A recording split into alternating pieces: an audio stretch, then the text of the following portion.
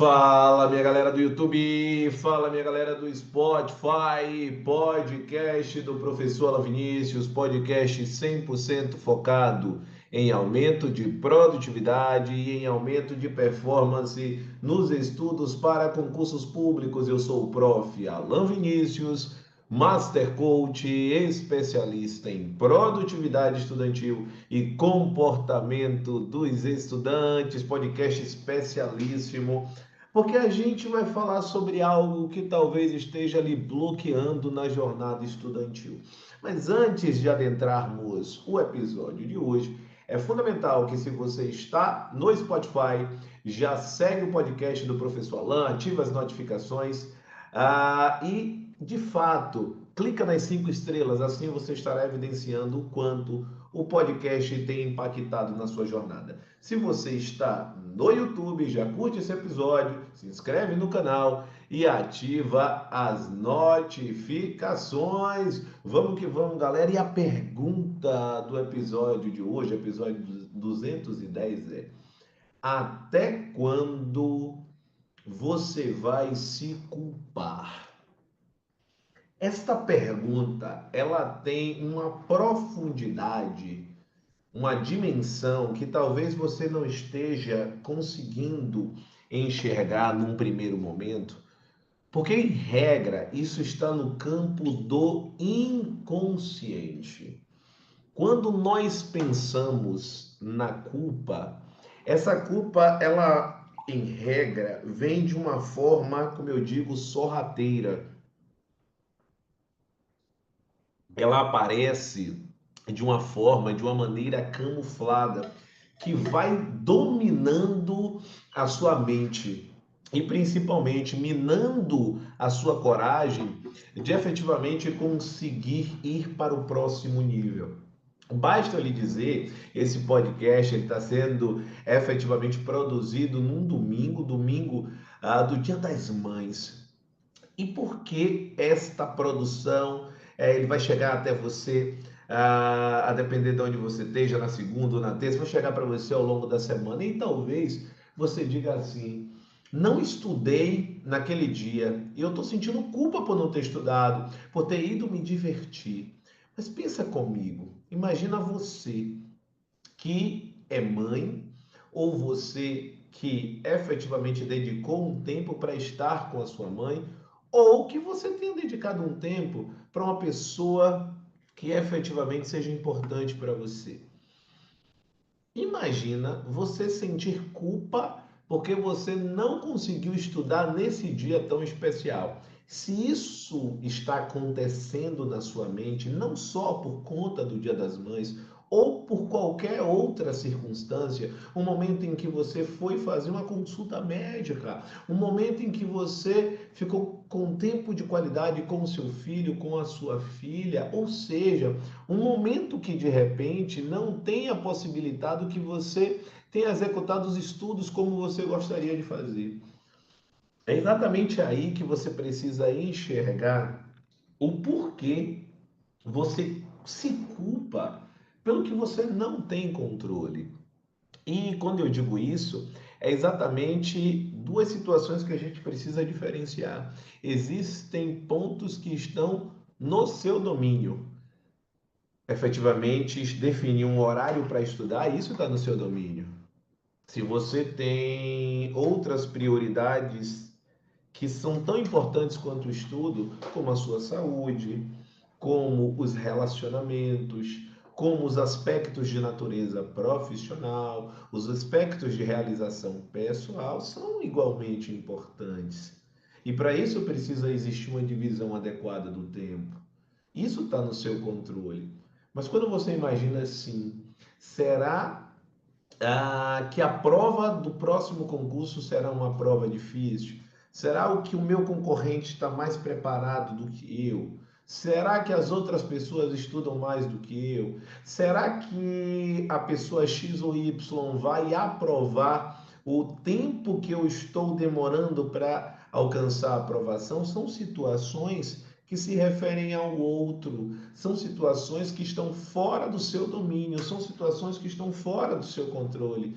Se é uma situação que está fora, não dá para você perder a sua energia, você dedicar uma energia acentuada, principalmente sentindo culpa pelo que você não fez. Porque em muitos casos, você olha e diz assim: enquanto eu não estou estudando 6, 5 ou 4 horas, o meu concorrente está estudando 12. Primeiro, isso é uma verdade que está dentro de você, que não necessariamente é a verdade, como a gente diz, absoluta, porque é a sua verdade, está dentro da sua programação mental, está dentro das suas crenças. Afinal de contas, você não consegue saber a todo momento como é que o outro está executando o estudo dele. Então, esse é o primeiro ponto, não se compare. Segundo ponto, deixe de tentar estudar ou fazer qualquer outro papel na sua vida para dar resposta ao outro, para tentar efetivamente justificar algo para alguém. Não se culpe por não conseguir atuar ou ser onipresente e onipotente. Isso foge ao seu controle. Não tem como você estar em mais de um lugar ao mesmo tempo, cumprindo 5, 6, 7, 8 papéis. O que é que precisa? Você enxergar o que está em desequilíbrio na sua vida. E aí eu lhe convido a fazer uma troca da palavra culpa por responsabilidade. O que é da sua responsabilidade que você poderia agir e não está fazendo? Então, primeiro, não se culpe, troque por responsabilidade. E ao analisar a responsabilidade, você vai analisar o que é que neste momento, se eu passar a fazer, se eu der mais atenção, eu vou me sentir de uma forma diferente, eu vou me sentir de uma forma mais tranquila. Porque na vida, os diversos papéis que nós exercemos precisam estar em equilíbrio. E se esses diversos papéis eles não estiverem em equilíbrio, eu gosto sempre do exemplo da mesa. A mesa ela tem exatamente as bases de sustentação. Se uma das bases de alguma forma ela estiver oscilante, isso faz com que a mesa inteira ela trema. Então, se o estudo é uma prioridade para você, ele precisa ser executado em um grau de responsabilidade que você o faça independente das circunstâncias que surjam. Então, estabeleça qual é a hora que você vai executar essa conduta. Se essa conduta será de 4 às 6 da manhã, acorde às 4 da manhã e estude, independente se está chovendo ou se não está chovendo, independente se você está cansado ou se você não está cansado ou cansada. Então, você vai efetivamente criar uma linha de responsabilidade para que você consiga executar a atividade como deveria. E não a todo momento estar se culpando porque não fez. Pare de se culpar, porque certamente você estava fazendo uma outra coisa. A pergunta é: essa outra coisa que você estava fazendo, ela é tão importante para você quanto a aprovação? Essa é a pergunta. Porque certamente você não deixou de fazer porque você quis.